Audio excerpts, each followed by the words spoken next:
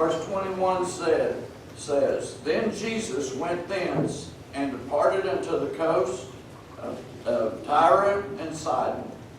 And behold, a woman of Canaan came out of the same coast, and cried unto him, saying, Have mercy on me, O Lord, thou son of David. My daughter is grievously vexed with the devil. But he answered her not a word. And his disciples came and besought him, saying, Send her away, for she crieth after us. But he answered and said, I am not sent, but to the lost sheep of the house of Israel. Then came she and worshipped him, saying, Lord, help me. But he answered and said, It is not meet to take the children's bread and to cast it to the dogs. And she said, Truth, Lord, yet the dogs eat of the crumbs which fall from their master's table. Then Jesus answered and said unto her, O woman, great is thy faith. Be it unto thee even as thou wilt. And her daughter was made whole from that very hour. Amen. You may be seated.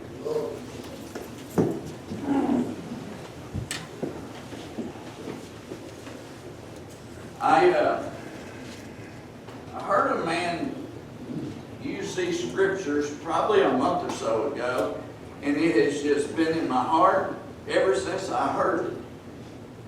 And you know, the world that we live in today, everybody, it seems like everybody is being offended over every little thing. It doesn't matter what it is. Somebody's offended because a statue's up. Somebody's offended because scriptures are up. Somebody's offended because somebody's wearing these clothes. Somebody else is offended because somebody else is doing this. And every time you turn the TV on, somebody's trying to get something changed because somebody doesn't like what's going on and they're offended. And sometimes we're offended because somebody says something to us. Sometimes we're offended because somebody else gets a blessing and we don't. I mean, you name it, and there is offense going around everywhere. But there's something I want to point out early here, and that's that the fact that an offense is an event. Being offended is a decision. Come on. You know, Brother Bill told us a long time ago, I can't make you happy and I can't make you sad or mad. It's up to you. And offenses are going to come. It doesn't matter. There are offenses going to come against you, and they're going to come against you from every direction. The question is, what are you going to do about it? You see this lady over in Stephenville, Satan was trying to drag her down from her past, trying to get her all upset and leave the church, thinking that, well, you know what, you're starting to go to this church, and I don't know which church it is. She just said it was a Pentecostal church. And I told her, I said, well, that's great, that's where I go. I preach at a Pentecostal church. And she said, oh, really? And but you know, she could have dwelt on that, and she could have got upset because she had seen people get healed, and yet she was up all night struggling. But she didn't.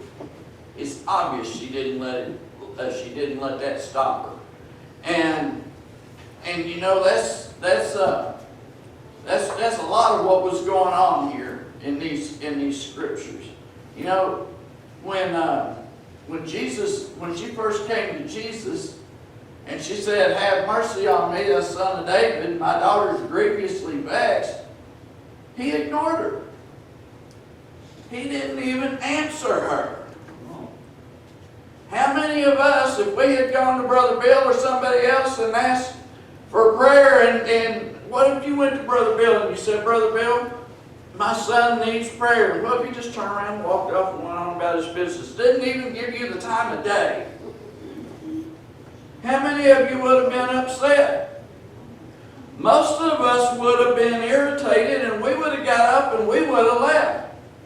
Most of us would have said, well, if he doesn't have time for me, I don't have time for him. I heard he did all these miracles, but yet I come to him with a need, and he's not even going to acknowledge the fact that I'm here. I'm just going to leave. And most of us probably would have turned around and left. But the thing I like, the thing was down inside her is she wasn't going for her need. See, she was going for her child. That's it. And I know most of us, if not all of us in here, are parents, and let something happen with your child and see how determined you get.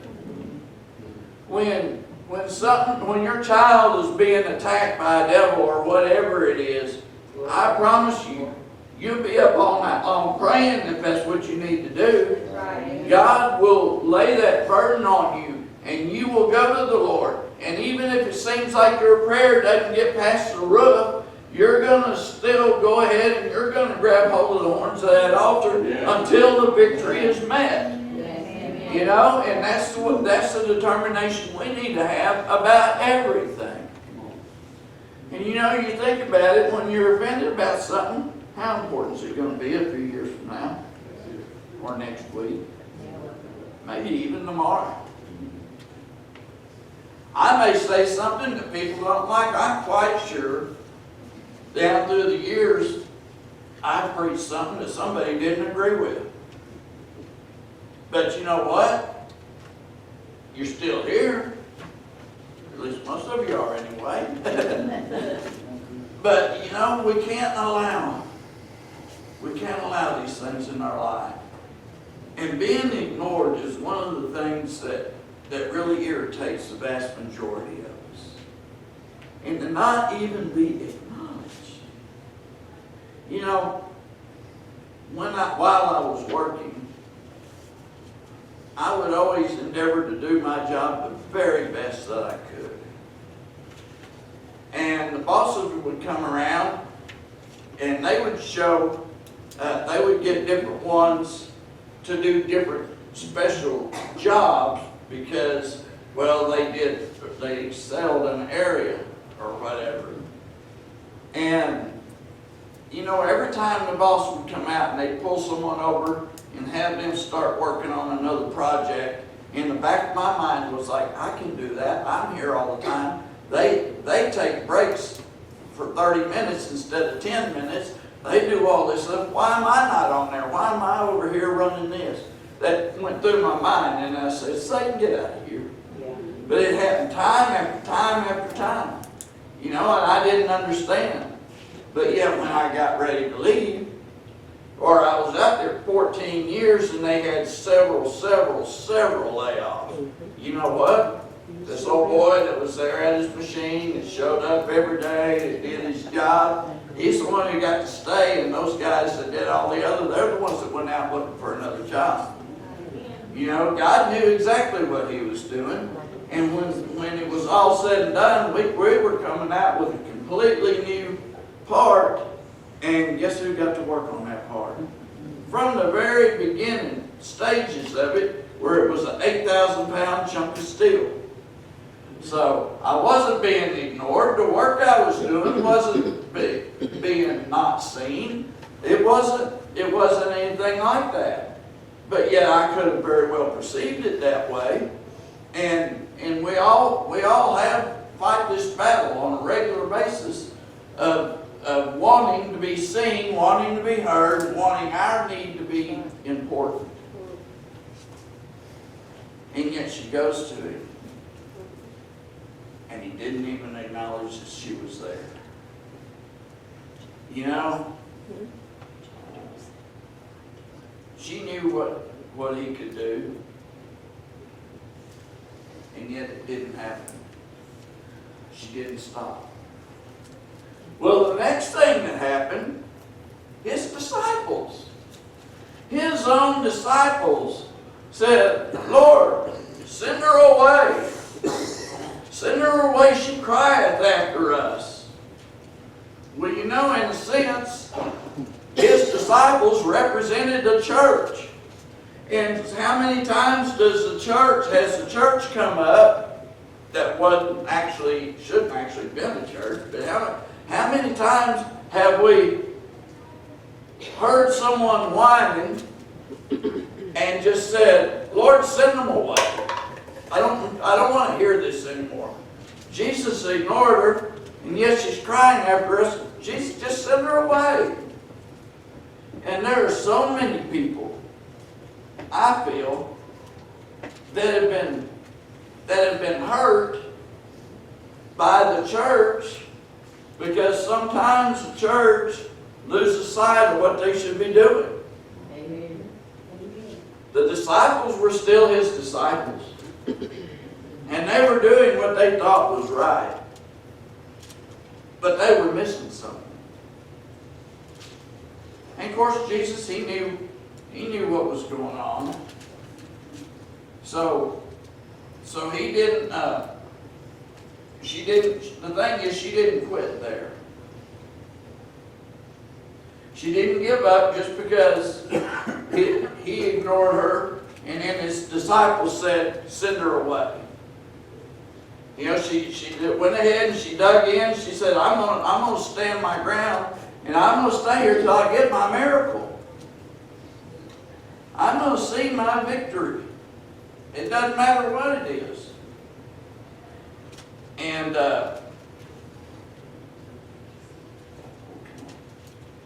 then the next thing, and I want to make sure I get this scripture right here.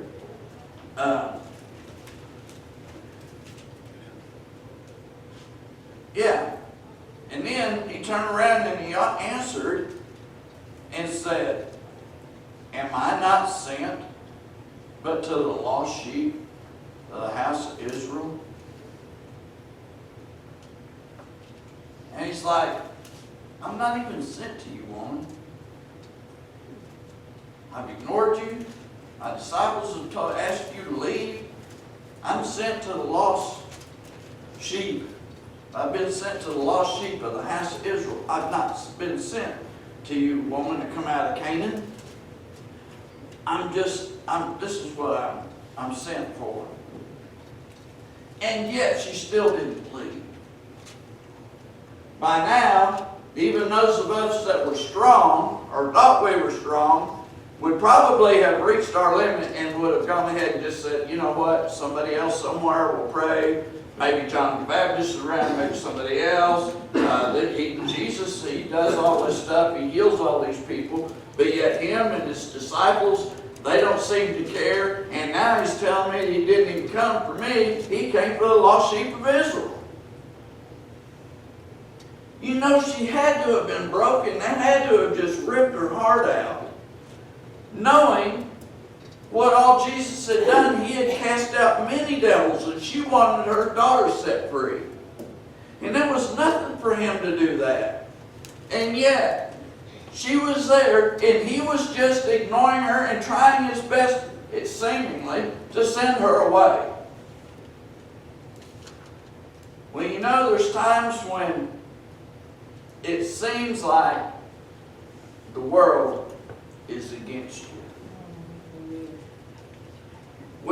I've had times in my life where it seemed like I was reading my Bible, I was praying, I was going to church all the time, I was giving my tithes, I was even giving over and above, giving an offering, and yet it seemed like the world was just crumbling down around me, and I had been praying and asking for wisdom and saying, God, show me. And it was like everything was falling apart. And I'm like, Lord, I know I'm doing everything I know to do, everything that you've led me to do, everything I've been taught. And yet, Lord, why are you not hearing my prayers?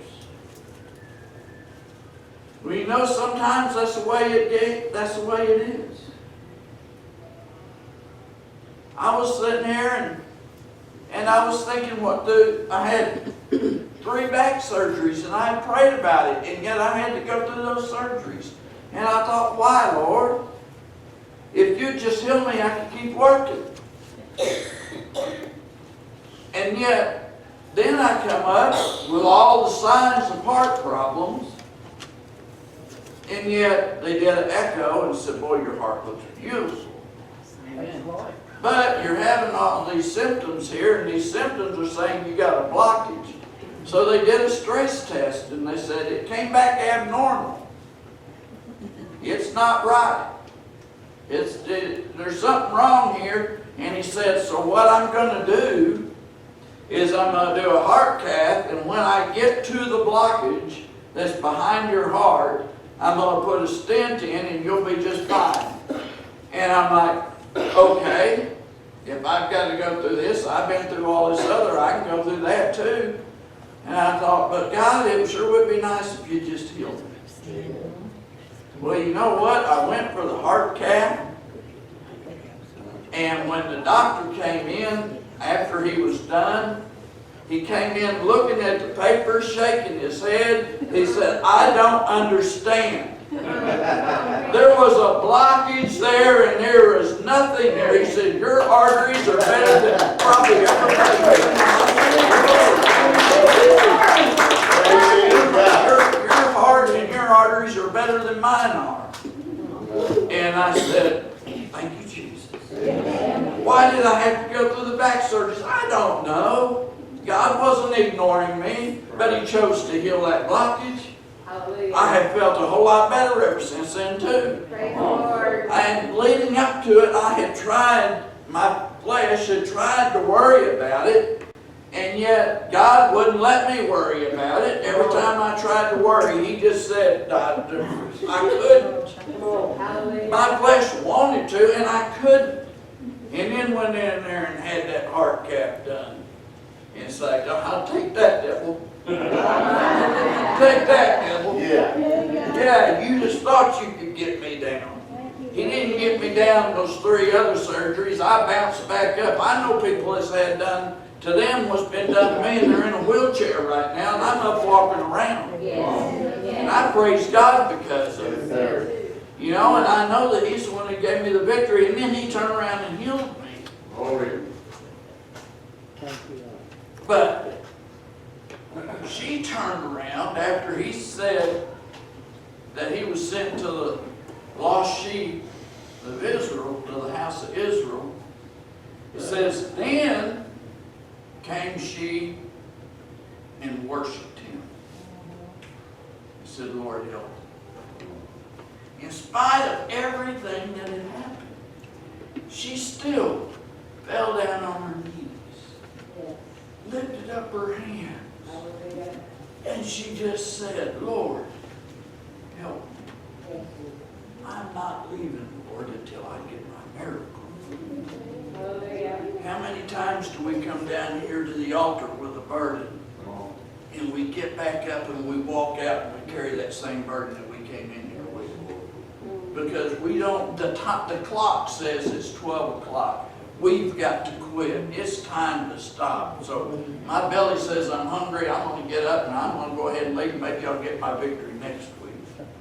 You know what? I've seen times where, and one in particular, I don't guess I'll ever forget that. We came in for Sunday school and just the praise team was practicing and people just gathered in.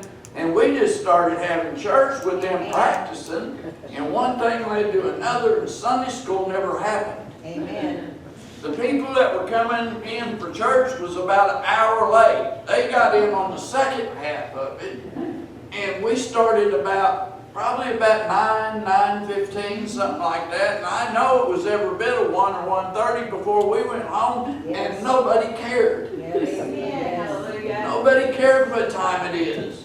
But yet today, we come down and we kneel down at the altar and we say, okay, God, I give this to you. And we get up, we turn around and we leave instead of staying until the victory comes. Amen. You see, that's what this lady did. She refused to give up. She stayed until she was going to get her victory. She said, I am not going to leave. I am determined. My daughter is vexed with the devil, and I want to see her set free, and I'm not going to leave till I get an answer. But then, after she was worshiping Him, verse 26, but He answered. He actually answered her this time. and said, "It is not meet to take the children's bread and cast it to the dogs." Can you imagine? All she's been through, the being ignored, the disciples saying she needed to leave, being told that he wasn't sent for her, he was sent for the lost of the household of Israel.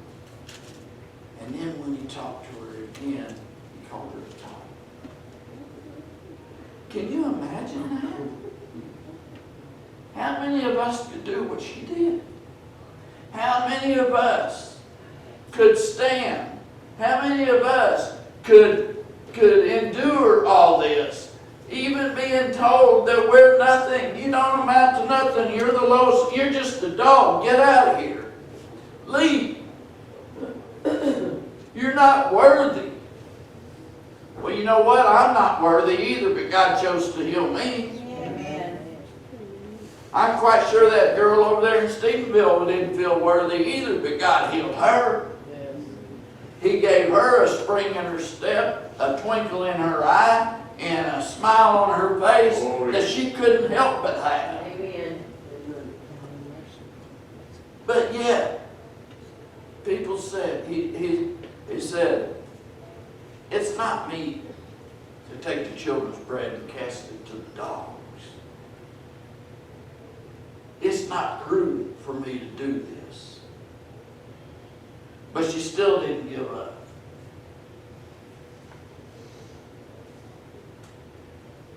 She stayed in there. And she said, "Truth, Lord, yet the dogs eat of the crumbs which fall from the master's table." You know, she had been ignored. She had been asked to leave. She was told that he came for the house of Israel, not for her.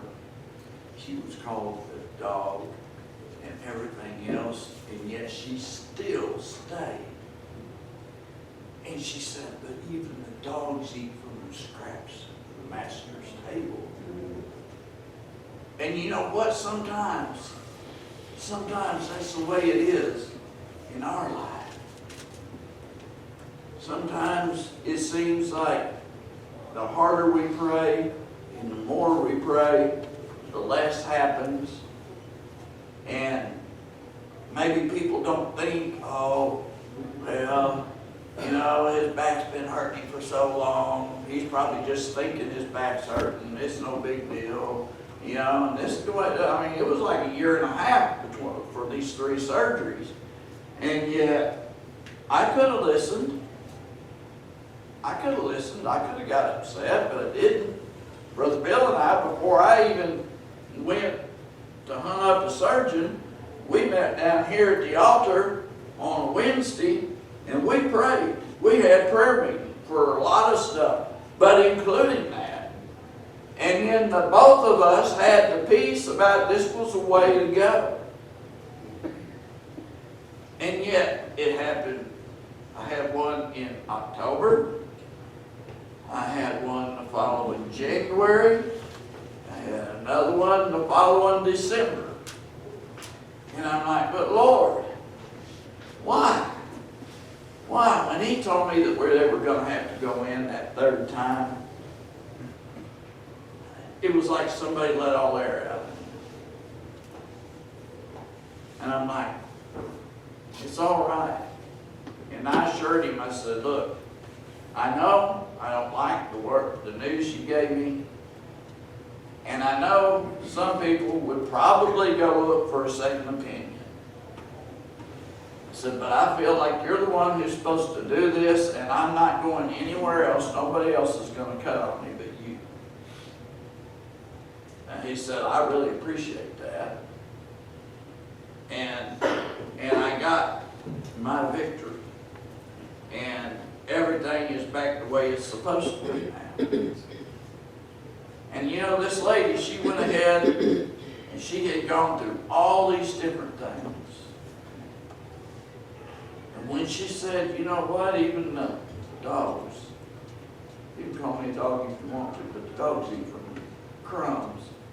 And it's like she's saying, Lord, even a crumb, all I need is a crumb because that's all it's going to take to kill my dog. All I need is a crumb.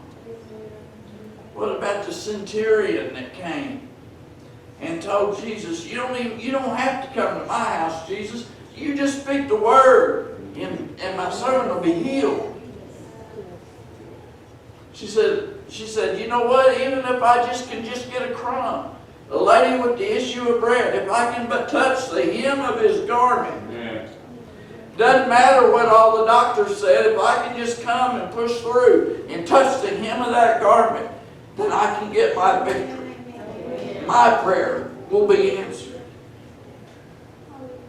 And then Jesus answered, and he said unto her, O woman, great is thy faith. Be it unto thee, even as thou wilt. And her daughter was made whole 6 months later.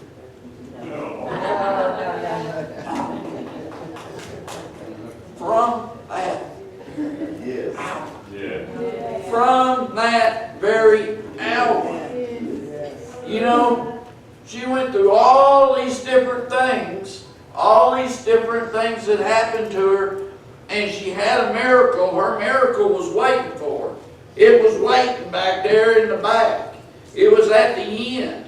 And Jesus knew just how far she would be willing to go. And how many people watched her, because everywhere Jesus went, there was a crowd around. How many people watched her and her determination and saw what Jesus said and thought, you know what, I'm going to stick through and I'm going to get my miracle too. Amen.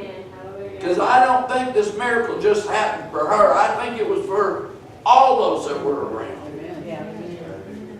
And from that very hour, she received her miracle. And so, you know, the thought that came to me through all this, if we're offended, what do we have to do? We just got to get over it. Yes. Sometimes we just got to get over what it is that's bothering us. Get over what it is that's stuck in our craw. Get over whatever it is that's hindering us, and just hang on to that precious nail-scarred hand of Jesus and say, Lord, I'm not leaving until that victory comes. It doesn't matter what I have to go through, Lord. I'm going to stay until that victory comes. No matter what. And I can't help but think that there's people here this morning that have been praying, that have been seeking the Lord, and they, for whatever reason, they've not seen the victory. But you know what? Brother Bill's already said, we're going to pray this morning for those that need a healing. Well, folks, it may be a physical healing. Maybe you need a healing in your heart. Maybe you've allowed offenses to get you offended. Well, now is the time that we make that decision to not be offended anymore and to put it in the past and to go ahead and receive our miracle. Yeah. Maybe you're here today, this morning, because this is the morning that God's going to choose to say, you know what? Be it unto you. Be it unto thee, even as thou wilt. Maybe this is the day you come forward for prayer. Maybe you've come forward time after time after time, and yet we've not got the victory. Maybe this is the time. Maybe this morning is the time that Jesus says, be it unto thee, even as thou wilt.